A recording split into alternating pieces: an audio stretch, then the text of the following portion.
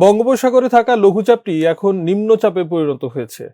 নিম্নচাপটি আগামী 25 মে ঘূর্ণিঝড়ে রূপ নিতে পারে বলে জানিয়েছে ভারতের আবহাওয়া বিভাগ। পরের দিন ঘূর্ণিঝড়টি বাংলাদেশের উপকূলীয় অঞ্চলে আঘাত হানতে পারে। দেশের সমুদ্র বন্দরগুলোকে 1 নম্বর দূরবর্তী সতর্ক সংকেত দেখাতে বলা হয়েছে। বিস্তারিত শেখ ফরিদের রিপোর্টে। ধেয়ে আসছে ঘূর্ণিঝড় রেমাল। ঘূর্ণিঝড়টি এখন অবস্থান করছে পায়রা সমুদ্র বন্দর থেকে 790 কিলোমিটার দূরে। এটি 26 মে বাংলাদেশে আঘাত আনতে পারে। এই সময় ঝড়ের গতিবেগ ঘন্টায় 100 থেকে 120 কিলোমিটার থাকতে পারে বলে জানিয়েছে আবহাওয়া অধিদপ্তর। পশ্চিম মধ্য বঙ্গোপসাগর ও তৎসংলগ্ন এলাকায় অবস্থানরত সুস্পষ্ট লঘুচাপটি ঘনীভূত হয়ে নিম্নচাপে পরিণত হয়েছে। নিম্নচাপটি ঘূর্ণিঝড়ে পরিণত হয়ে বাংলাদেশ ও পশ্চিমবঙ্গ উপকূলে আঘাত আনতে পারে। আবহাওয়া অধিদপ্তর জানায়, নিম্নচাপটি চট্টগ্রাম সমুদ্র বন্দর থেকে 870 কিলোমিটার দক্ষিণ ও দক্ষিণ পশ্চিমে, কক্সবাজার সমুদ্র বন্দর থেকে 805 কিলোমিটার দক্ষিণ ও দক্ষিণ পশ্চিমে, মংলা সমুদ্র বন্দর থেকে 825 কিলোমিটার দক্ষিণে এবং পায়রা সমুদ্র বন্দর থেকে 790 কিলোমিটার দক্ষিণে অবস্থান করছিল।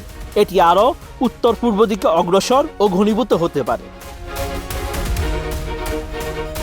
নিম্নচাপ কেন্দ্রের 44 কিলোমিটারের মধ্যে বাতাসের একটানা সর্বোচ্চ গতিবেগ ঘন্টায় 40 কিলোমিটার।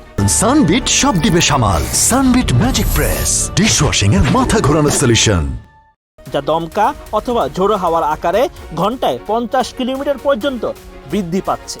নিম্নচাপ কেন্দ্রের নিকটবর্তী এলাকায় সাগর উত্তাল রয়েছে। এই অবস্থায় চট্টগ্রাম, কক্সবাজার, মংলা এবং পায়রা সমুদ্র বন্দর সমূহকে 1 নম্বর দূরবর্তী সতর্ক সংকেত দেখাতে বলা হয়েছে।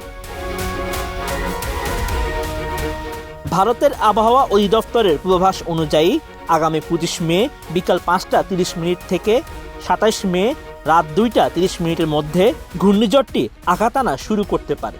সেই হিসেবে ভারতের পশ্চিমবঙ্গ, উত্তর উড়িষ্যা, মিজোরাম ও ত্রিপুরার উপকূলীয় জেলাগুলোতে 25 থেকে 27 মে পর্যন্ত প্রবল বৃষ্টিপাত হতে পারে বলে সতর্কতা জারি করা হয়েছে।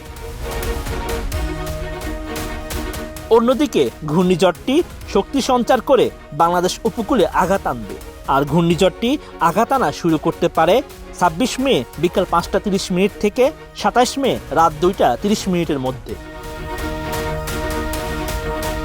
উত্তর বঙ্গোপসাগর ও গভীর সাগরে অবস্থানরত সব মাছ ধরার নৌকা ও ট্রলারকে পরবর্তী নির্দেশ না দেওয়া পর্যন্ত উপকূলে কাছাকাছি থেকে সাবধানে চলাচল করতে বলা হয়েছে। Sheikh Farid, ATN news.